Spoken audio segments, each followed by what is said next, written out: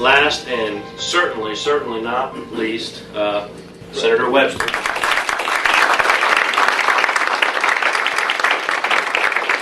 Surely the great statesman in the state of Florida right now, and I know several other people's opinions. I was minding my own business, and I was asked by our church to be the building committee chairman. We were buying a couple of houses next to our property, next to our parking lot, that bordered a 5-lane thoroughfare, Pine Hills Road. And once we bought them, we had to ask the county for a zoning exception to use them.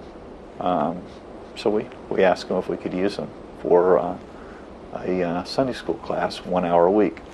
So they said, well, it was adverse to public policy. I said, adverse to public policy? This is the United States of America. I mean, I didn't know any better. I thought, this is the basis for America. How could that be against anything that, or against any policy? So anyway, I asked this question. I said, who sets public policy? And somebody said, the legislature. I said, okay, I'm running for the legislature. And I did. I'd never been to Tallahassee before, never seen a gavel, never seen a chamber, never seen anything about making laws.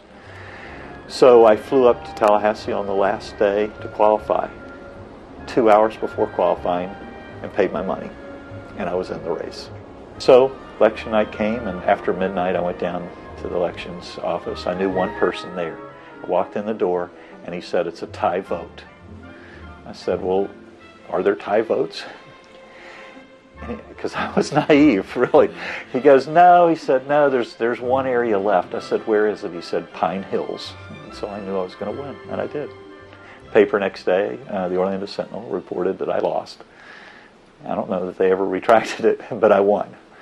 And I was in the legislature. And so I went there to serve in a body that I'd never even seen meet.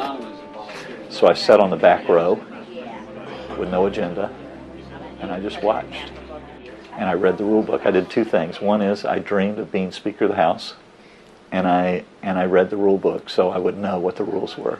I watched what I thought was a power-based system, and it was a pyramid that at the top of that pyramid were those who were in charge, and there were only 4 or 5 people that actually knew everything that happened in the legislature. So both parties, in a lot of ways, were left out. I thought, if I ever get there, I just don't want it to be that way. After midnight, on the last day of session, is when all the major legislation came out. And so we would talk about hundreds of pages in a particular bill, which only a few people knew what was in those.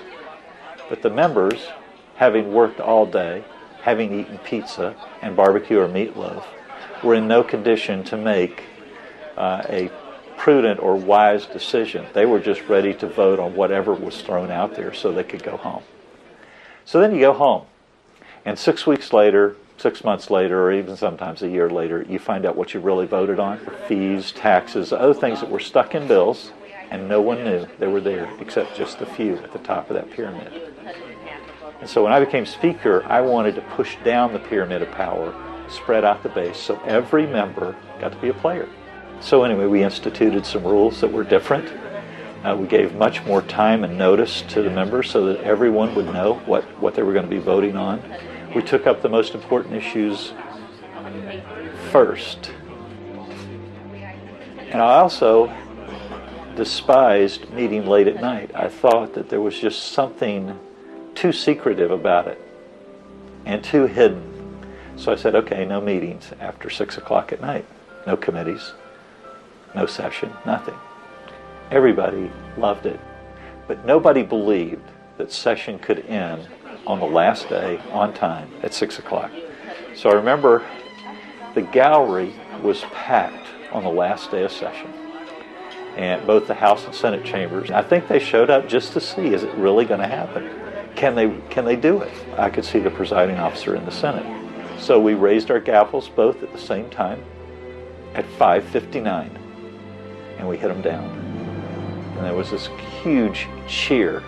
I don't think the cheer was for me or now Lieutenant Governor Tony Jennings, who was the presiding officer in the Senate. I don't think it was for us. It was the fact that it happened, that people within the legislative process, the rank and file members, were empowered. They had an opportunity to be players.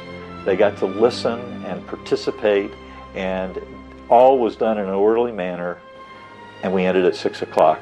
And I think the cheer was the fact the old system was gone and a new system was there. In the end, the bottom line has been serving people, serving my constituents, making good public policy.